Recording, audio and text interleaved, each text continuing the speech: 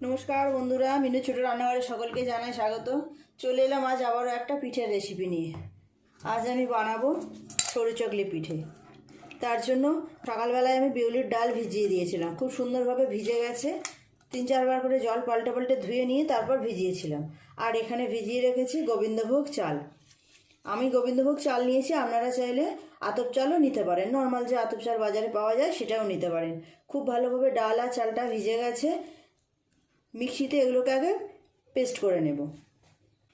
Mixing jar নিয়েছি, কিছুটা ডাল দেব আর কিছুটা দেব ভিজিয়ে রাখা চাল। অল্প একটু জল দিয়ে সুন্দর করে পেস্ট করে নেব।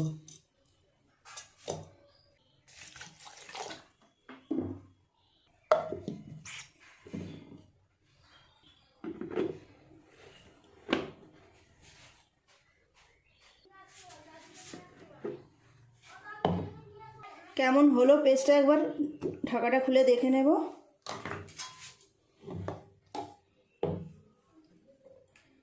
খুব সুন্দর মিহি পেস্ট হয়েছে।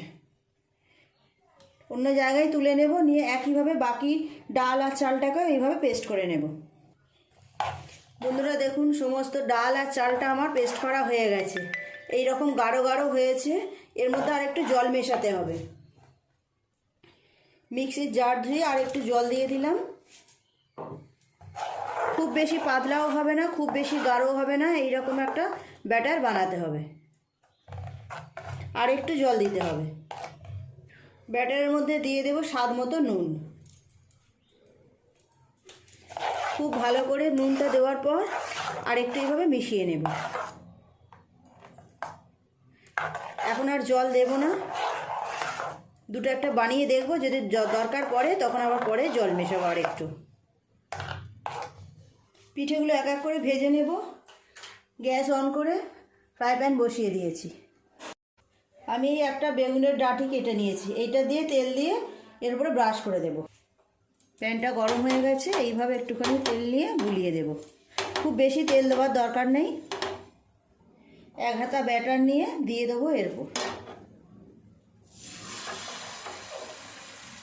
এইভাবে আস্তে আস্তে ঘুরিয়ে ঘুরিয়ে গোল করে নেব।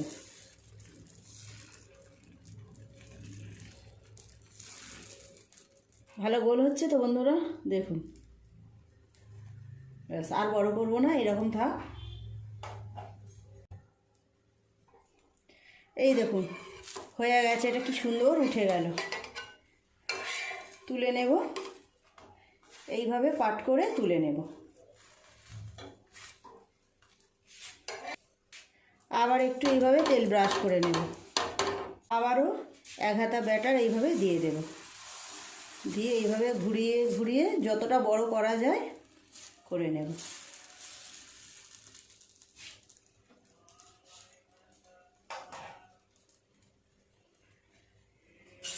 খুব তাড়াতাড়ি হয়ে যায় এই পিঠেটা, একদমই সময় লাগে না।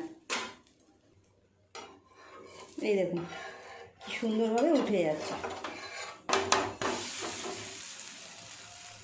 এই পিঠেটাও হয়ে গেছে। এইভাবে উল্টে এরকম ভাঁজ করে তুলে নেব। একইভাবে আবার একটু তেল ব্রাশ করে দেব। খুব অল্প তেল দিতে হবে, খুব বেশি তেল দেওয়ার একদম দরকার নেই। যতবার আমি এই ডাল চালের গোলাটা দেব, চামচ দিয়ে ভালো করে নাড়িয়ে নিয়ে তারপর দেব।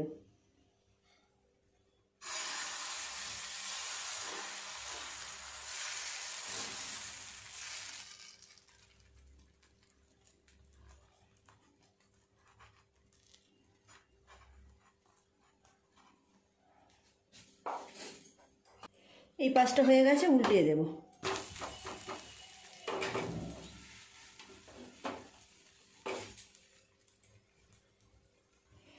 এই পিঠেটাও হয়ে গেল, তুলে নেব। একইভাবে ভাঁজ করে এইভাবে তুলে নেব।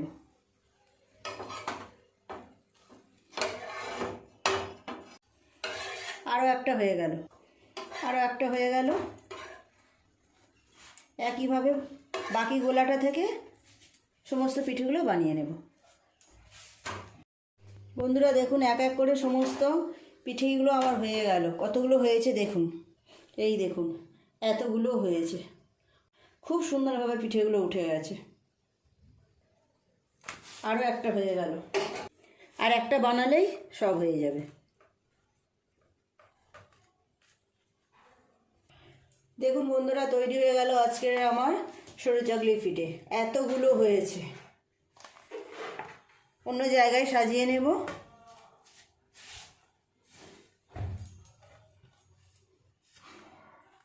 খুব সুন্দর হয়েছে, পাতলা পাতলা ছোট্ট ছোট্ট। এই দেখুন,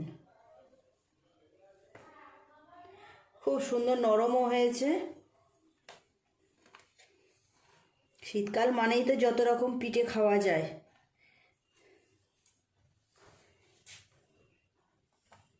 এই দেখুন, পুরো এক থালা হয়ে গেছে, সাজিয়েছি।